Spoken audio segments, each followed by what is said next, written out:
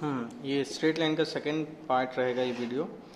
इसमें बेसिकली हम लोग various forms of straight lines के बारे में डिस्कशन करेंगे। Various forms of straight lines, इस पे हमारा डिस्कशन रहेगा। कहने का मतलब हमारे पास जो अवेलेबल गिवंस रहेंगे, पॉइंट्स रहेगा, स्लोप रहेगा, 2 पॉइंट कभी रहेगा, कभी इंटरसेप्ट रहेगा, तो क्या चीज़ गिवन रहेगा तो उसके हिसाब से लाइन के इक्वेशन को हम कैसे रिप्रेजेंट करेंगे उसके बारे में इस वीडियो में डिस्कशन होगा। जैसे कि मान लीजिए पहला जो फॉर्म होता है उसको अपन बोलते हैं point slope form. Point slope form, इसमें क्या चीज़ गिवन रहेगा, आपको 1 पॉइंट गिवन रहेगा और स्लोप गिवन में रहेगा। आपको एक पॉइंट गिवन में रहेगा और एक स्लोप गिवन में रहेगा। तो लाइन के इक्वेशन को कैसे लिखेंगे, 1 पॉइंट मतलब x1 y1 मान लो एक कोऑर्डिनेट आपको गिवन है और स्लोप मतलब m आपको गिवन में है। ठीक है, 1 पॉइंट मतलब आपको x1 y1 गिवन में है और स्लोप मतलब m आपको गिवन में है। तो देखिए जैसे कि y minus y1 is equal to m x minus x1, ये हो जाएगा 1 पॉइंट फॉर्मूला भी बोलते हैं इसको, या पॉइंट स्लोप फॉर्म भी बोलते हैं, जिसमें एक पॉइंट और एक स्लोप आपको गिवन रहेगा। तो लाइन का रिप्रेजेंटेशन का तरीका ये रहेगा। मान लीजिए आपके पास 2 ठो पॉइंट है जिसको अपन बोलते हैं 2 पॉइंट फॉर्मूला।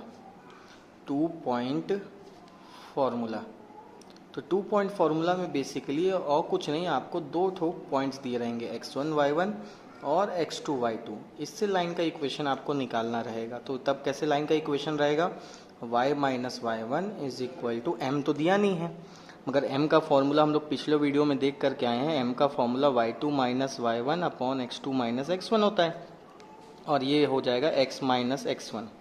ध्यान ये रखिएगा जैसे कि ये इक्वेशंस हैं तो इसमें x1 और y1 के जगह पे पॉइंट्स रखाएंगे, x और y के जगह पे कुछ नहीं रखाएगा, क्योंकि इक्वेशन जो रहता है उसमें वो x और y के टर्म्स में रहता है। इसके जगह पे वैल्यू अगर आप रख दोगे तो इक्वेशन उस फॉर्म में नहीं आ पाएगा।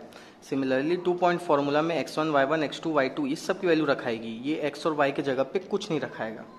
यानी अगर आपके पास एक पॉइंट और एक स्लोप दिया है तो ऐसे लाइन के इक्वेशन को रिप्रेजेंट करना है, और अगर आपके पास 2 पॉइंट दिए हैं तो लाइन के इक्वेशन को ऐसे रिप्रेजेंट करना है। यानी आपके पास जो गिवन है उसके हिसाब से आप कैसे एक्शन लेंगे, बेसिकली वही है। थर्ड पॉइंट जो आपका है वो है slope intercept form.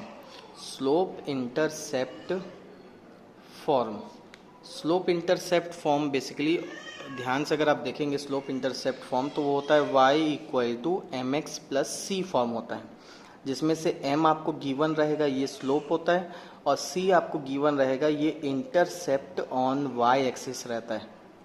Intercept on y axis. तो बोले सर इंटरसेप्ट क्या होता है, तो जैसे कि मान लीजिए कोई भी लाइन ऐसे टकरा के जा रहा है तो इस y एक्सिस को जितने डिस्टेंस पे ये कट किया है ये डिस्टेंस को बोला जाता है y intercept.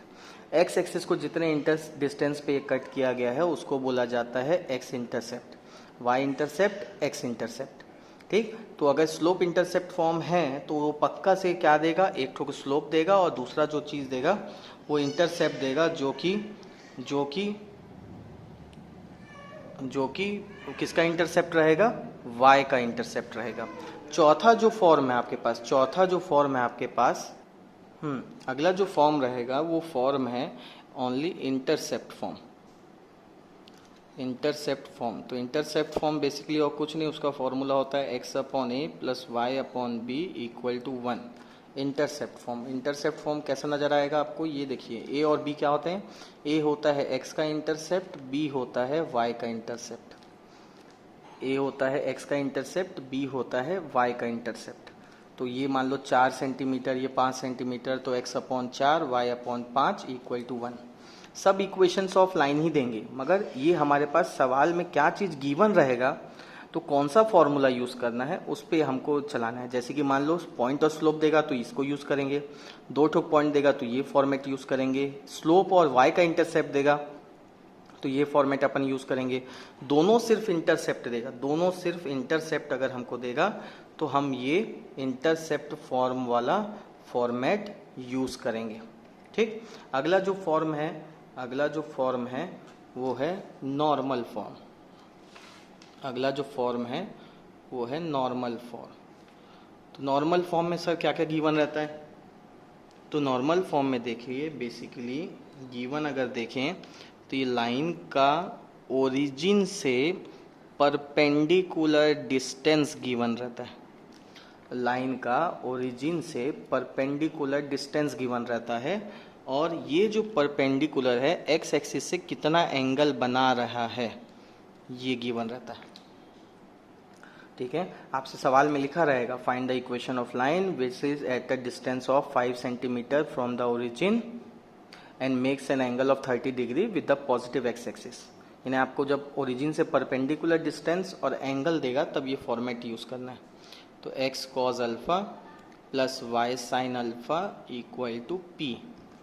X cos alpha plus y sine alpha equal to p जब परपेंडिकुलर डिस्टेंस और एंगल आपके पास प्रोवाइडेड रहेगा।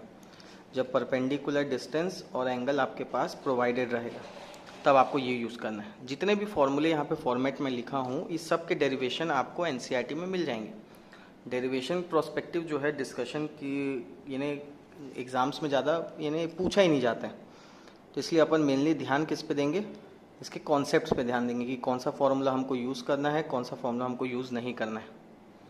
ठीक है, तो intercept form, normal form, intercept on y axis अगर दिया रहेगा, स्लोप रहेगा, 2 पॉइंट फॉर्मूला, ये अलग अलग फॉर्मेट आपको देखने को मिल सकते हैं। जितने भी फॉर्मेट हैं आपको सवाल के गिवन पे डिपेंड करता है, आपके सवाल में क्या गिवन है उसके ऊपर रिक्वायरमेंट है। जैसे कि मान लीजिए एक सवाल में गिवन है कि find the equation of line, find the equation of line through -4,3 and slope 1 2। तो देख लो भाई, पॉइंट दिया है, स्लोप दिया है, पॉइंट दिया है, स्लोप दिया है, तो फॉर्मूला क्या हो जाएगा, y minus y one is equal to m x minus x one. तो y minus y one is equal to m x minus x one. Cross multiply कर देते हैं तो 2y minus three equal to x plus four. तो 2y minus six is equal to x plus four. तो 2y is equal to minus six को उधर भेज देते हैं तो x plus 10। Equation of line आपका आ गया, इक्वेशन ऑफ लाइन आपका आ गया।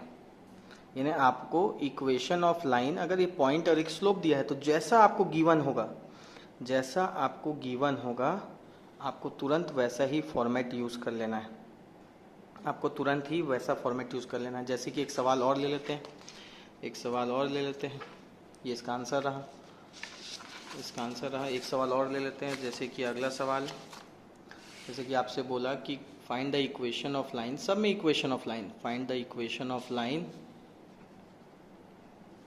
Find the equation of line at a distance of 5 from origin and angle with x axis is 30 degree. यानी इक्वेशन ऑफ लाइन निकालना है जो कि ओरिजिन से 5 के डिस्टेंस पे है। तो आप देख सकते हो ओरिजिन से डिस्टेंस दिया है और x एक्सिस के साथ एंगल है, तो आपके पास सीधा मन में क्या आ जाना चाहिए, x cos alpha plus y sine alpha equal to p. X cos alpha plus y sine alpha equal to p. तो यहाँ पे x cos alpha cos 30 plus y sine alpha y sine 30 equal to p। तो x cos alpha की value √3/2, y sine alpha की value 1/2 equal to p। तो √3x plus y equal to 10, ये आपका answer, √3x plus y equal to 10, ये आपका answer. यानी क्या चीज़ आपको गिवन है उसके हिसाब से आपको एक्शन लेना है, क्या चीज़ आपको गिवन है उसके हिसाब से आपको एक्शन लेना है। ठीक है, इसके बाद जो अलग अलग जो कॉन्सेप्ट है, अलग जो फॉर्मूलेज हैं, तो कुछ फॉर्मूले और भी हैं। जैसे कि मान लीजिए किसी लाइन का मान लीजिए कोई भी आपके पास एक लाइन का इक्वेशन है, लाइन का इक्वेशन को ऐसे भी लिखा जाता है जनरल फॉर्मेट में, किसी लाइन का किसी पॉइंट के साथ डिस्टेंस, इस पॉइंट का नाम ले लेते हैं x1 y1। किसी लाइन का किसी पॉइंट के साथ डिस्टेंस, पॉइंट है x1 y1 और लाइन है ax plus B Y plus C. तो डिस्टेंस का फॉर्मूला होता है, डिस्टेंस कभी नेगेटिव नहीं होता तो मॉड यूज़ करेंगे। a हम लोग यहाँ से उठाएंगे लाइन के इक्वेशन से, x का कोफिशेंट, पॉइंट का x1 प्लस b हम लोग यहाँ से उठाएंगे y1 plus c upon under root a square plus b square. यहाँ से डिस्टेंस पता चल जाएगा। एक फॉर्मूला ये हो गया पॉइंट और लाइन के बीच का distance, distance between point and line. दूसरा फॉर्मूला अगर हम लोग देखें कि मान लीजिए दो पैरेलल लाइंस हैं, इसके बीच का अगर कोई डिस्टेंस हमसे पूछा, परपेंडिकुलर डिस्टेंस हमसे पूछा, तो मान लीजिए पहले वाले लाइन का जो इक्वेशन है, पहले वाले लाइन का इक्वेशन है ax plus B Y plus c one equal to zero. दूसरे लाइन का इक्वेशन है ax plus B Y plus c two equal to zero. Lines जब पैरेलल होते हैं तो उसके x और y का कोफिशिएंट सेम रहता है, इसलिए ये दोनों को मैंने सेम सेम लिया है। और ये ये जो c1 c2 है ये अलग रहते हैं, इसलिए इनको अलग लिया है। तो इनके बीच के डिस्टेंस का formula c2 minus c1 upon under root a square plus b square.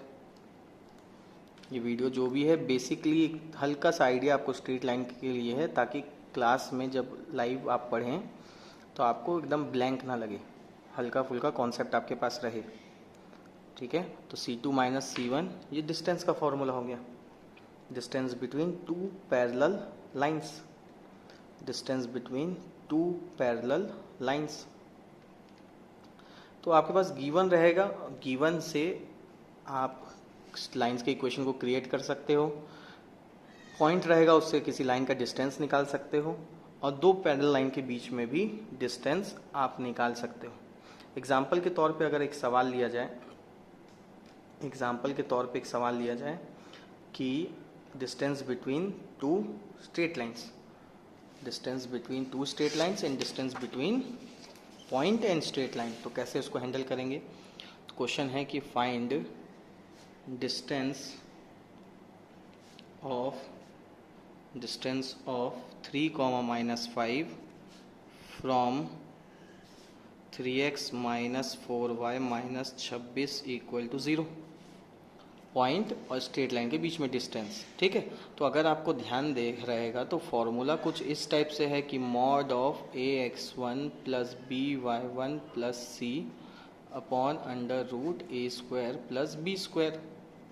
चलिए फॉर्मूले में वैल्यू डालते हैं। a कहाँ से उठाएंगे, इक्वेशन से, तो a की वैल्यू कितनी हो गई 3, x1 कहाँ से उठाएंगे, इससे, प्लस b की वैल्यू कितनी हो गई -4, y1 की वैल्यू -5, प्लस c की वैल्यू कितनी हो गई -26 upon under root a square plus b square.